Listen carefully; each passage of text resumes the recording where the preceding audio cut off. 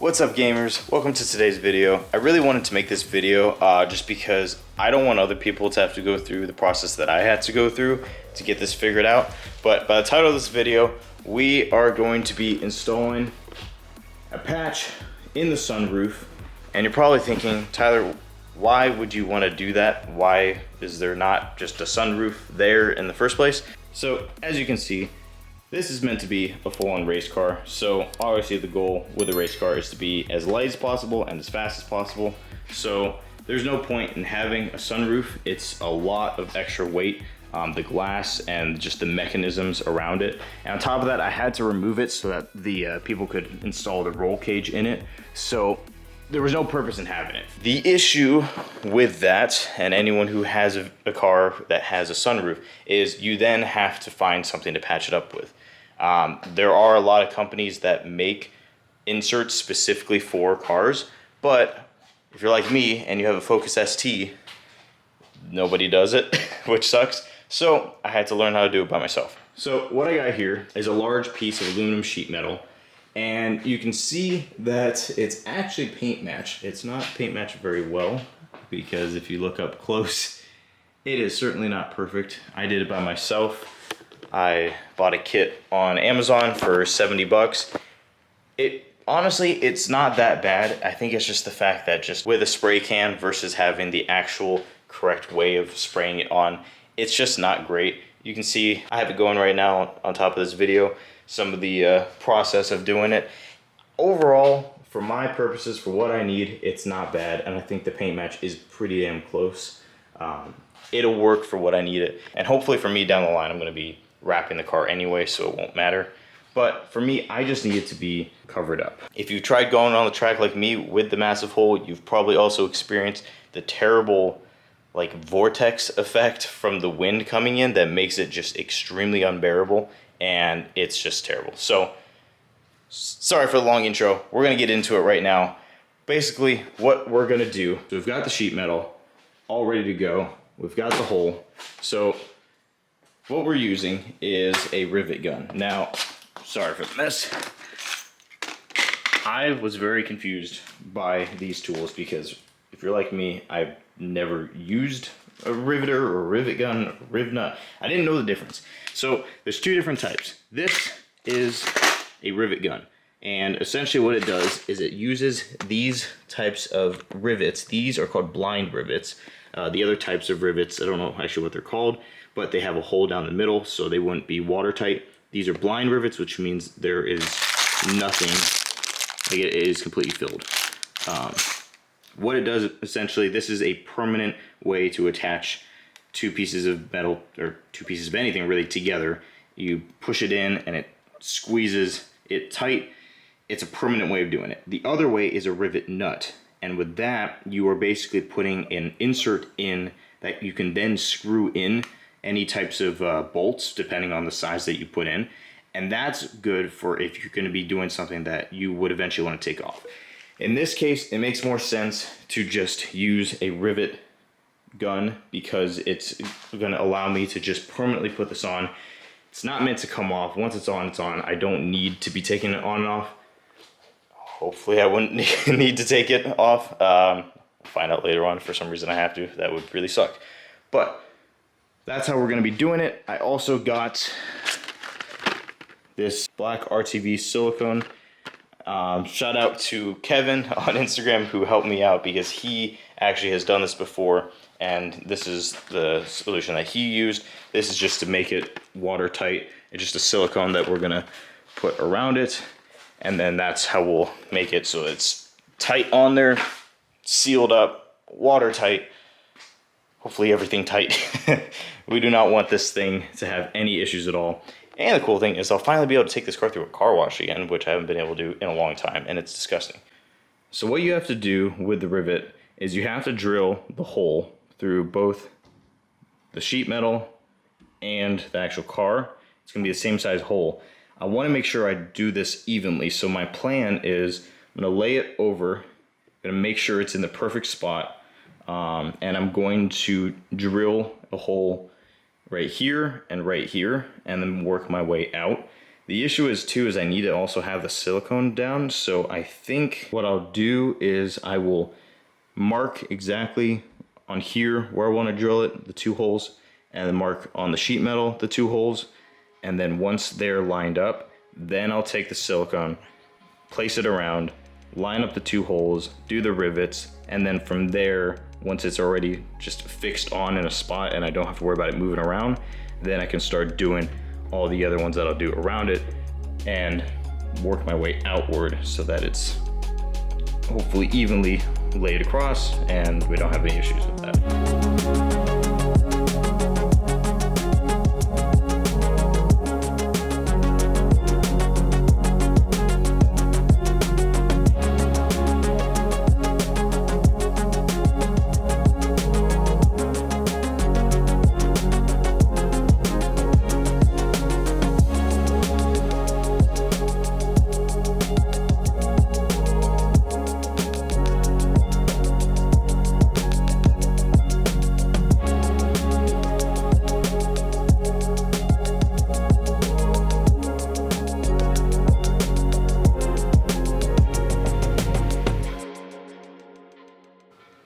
Alright, so as you can tell, I am disgusting. It is so hot and so humid, so I'm just sweating profusely, and it's gross because I'm just sweating all over everything up here. But we made a bunch of measurements, got the center point, got the exact dimensions of everything, made a bunch of measurements with tape. So now, I mean, it kind of, if you just look at it, you're like, what the hell is going on here? I know exactly what's happening. Trust the process. I've got the exact spot lined up so that way when I put the piece of metal back on, I can just get it in the exact spot. I'm going to take some of this tape off because now I don't need it.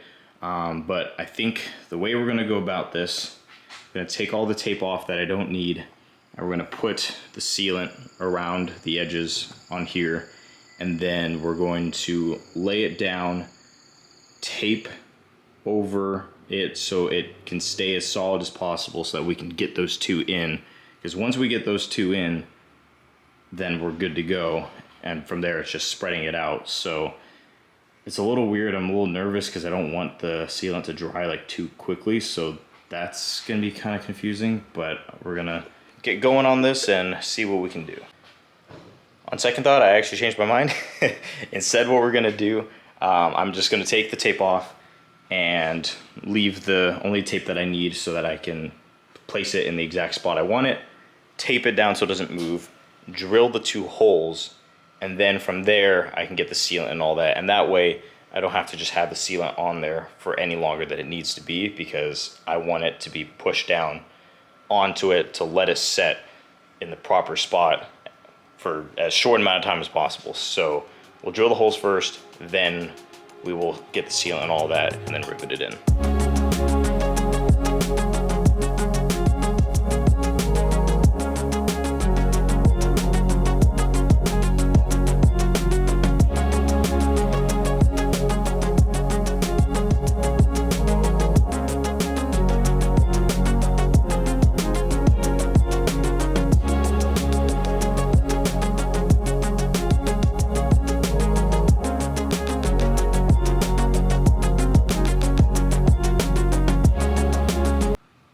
Progress update. We got 2 holes in, and I also marked out the each spot that I want to drill, so it's good to go. We just have to take off the panel now, put the sealant down, then put the panel back on, and then we will I keep mixing those up, rivet those 2 so that way the center is locked, and then from there we will just work our way out so that way it's evenly distributed. And because there's also a curvature on the top, we need, like, the reason why I wanted to start in the middle was so that the center point is locked in, and then from there we can get this sheet to curve with the car and not just, you know, stick up like this. So that is the process. We just got to keep doing it.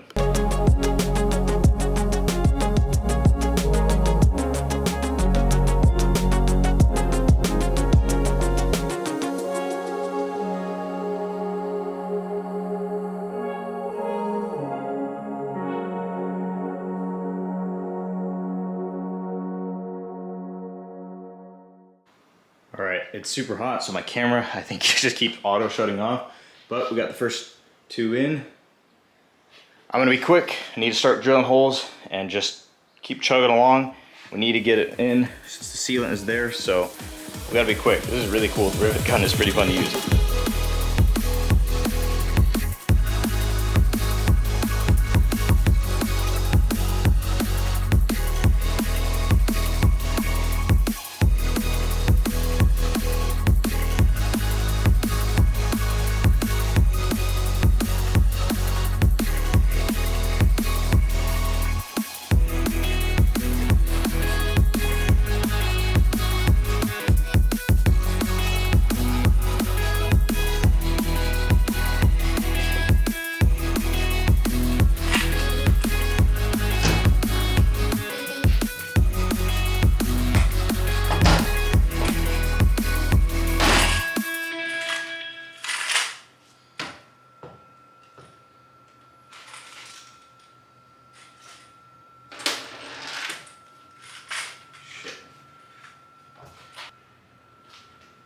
All right, guys, we got it on. I have the tire on top just so it can really have time for the sealant to just absorb and just make good contact. So let that sit overnight and see how it looks after, but I am exhausted, as you can probably tell.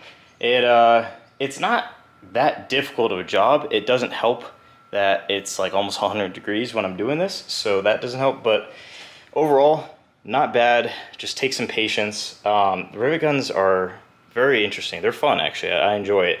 I didn't do the best job. I can tell it's not perfect, and I'll be able to see it, especially more on that side. Like, that gap is not great, but I know it's got sealant so that it's watertight, and there's enough rib nuts that I'm confident that it is not going anywhere anytime soon.